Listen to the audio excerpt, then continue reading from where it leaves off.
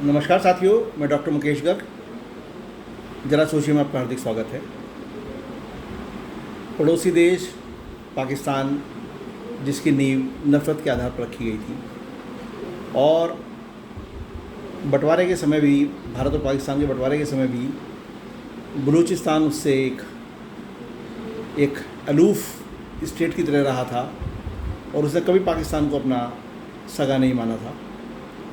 और वही हाल पीओके का है, पाक ऑक्युपाइड कश्मीर का, जिसको वहाँ पे आज़ाद कश्मीर कहा जाता था।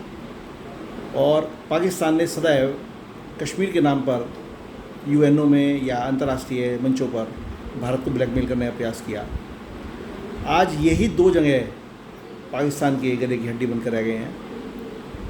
पाकिस्तान ऑक्युपाइड कश्मीर में जिस तरीके से वहाँ की आवाम, वहाँ की जनता सड़कों पर आ चुकी है, और पिछले 20-22 दिनों से जो वहाँ घटनाक्रम चल रहा है, जिस तरीके से वहाँ की जनता पूरी तरीके से सड़कों के ऊपर है और पाकिस्तानी सेना को वहाँ खदेड़ रही है, वहाँ से अंदर आने नहीं दे रही है, और पाकिस्तान ने वहाँ पे राशन पानी, इवन आटा तक वहाँ का सप्लाई बंद कर दी है।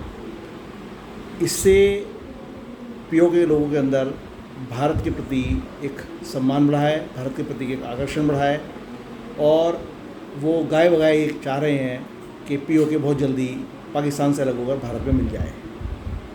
हालांकि भारत ने पहले से ही पाकिस्तानी ऑक्युपाइड कश्मीर को अपना, कभी पाकिस्तान का माना ही नहीं, अपना हिस्सा मानता रहा हमेशा।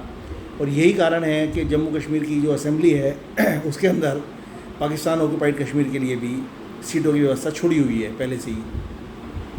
लेकिन जो राजनीतिक घटनाक्रम वहाँ चल रहा है, उससे लग रहा है कि सतही पीओके भारत में मिल सकता है। हालांकि ये दूर की कौड़ी है, अभी इसके बारे में कुछ नहीं कहा जा सकता, क्योंकि अंतर्राष्ट्रीय कंस्ट्रेंट्स भी बहुत ज़्यादा होते हैं, आसानी से मिलना बहुत संभव नहीं होता। लेकिन बलूचिस्तान ने जिस तरीके से अपने को रिपब्लिक ऑफ बलूचिस्तान डिक्लेयर करते हुए वहाँ का नया झंडा और नया राष्ट्रगान वहाँ का घोषित कर दिया है, उस हिसाब से यदि उसको मान्यता मिलनी शुरू हो गई तो उसको राष्ट्र बनते हुए देर नहीं लगेगी।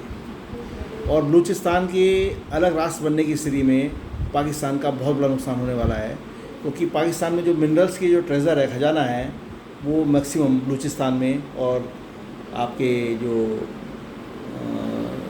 अफ़गानिस्तान से लगा हुआ एरिया है उससे है। इससे सारा पाकिस्तान का जो बैलेंस है, जो पाकिस्तान जिसके लिए अमेरिका जितना उस पर मेहरबान हुआ है, वो सारा धराशायी 1 मिनट में हो जाएगा, ऐसा मेरा मानना है। लेकिन ये तय है कि पाकिस्तान के अब टुकड़े होने वाले हैं और शीघ्र ही टुकड़े होने वाले हैं, क्योंकि पाकिस्तान की स्वयं की आर्थिक स्थिति बहुत ज़्यादा ख़राब है। ऐसे में वहाँ के राज्य किसी भी सूरत में अपने को सर्वाइव करने के लिए, अपने रोटी पानी अर्जित करने के लिए, अपने को खड़ा रखने के लिए अलग रास्ता का रूप लेना चाहते हैं। साथियों, हमेशा एक पुरानी कहावत है कि यदि आप दूसरे के लिए बुरा सोचोगे, गड्ढा खोदोगे, तो उस गड्ढे में स्वयं गिरोगे। और पाकिस्तान ने लगभग यही काम पिछले 75 वर्षों के अंदर, 77 वर्षों के अंदर भारत के साथ किया है। हमेशा उसने भारत के लिए नेगेटिव सोचा है, भारत के लिए बुरा सोचा है। भारत को एक तरक्की पसंद देश ना मानते हुए अपने को तरक्की पसंद मानता था पाकिस्तान, और यही कारण है कि पाकिस्तान ने कुछ भी अपने यहाँ मैन्युफैक्चरिंग करने की पहल नहीं की, हर चीज़ में इम्पोर्ट पे निर्भर रहा। और उसका नतीजा अब देखने में आ रहा है कि पाकिस्तान के अंदर कुछ भी नहीं बनता है, हर चीज़ इम्पोर्ट की जाती है, और वहाँ का जो बैलेंस ऑफ पेमेंट है वो हमेशा बिगड़ा रहता है। वहाँ के जो हुक्मरान हैं, जो जिन्हें वहाँ प्राइम मिनिस्टर, प्रेसिडेंट जिनको क्या कहते हैं, वो एक छद्म डेमोक्रेसी, यानी एक आर्टिफिशियल डेमोक्रेसी को फॉलो करते हैं, और वहाँ पे जो सिस्टम है वो सारा डिफेक्टिव है।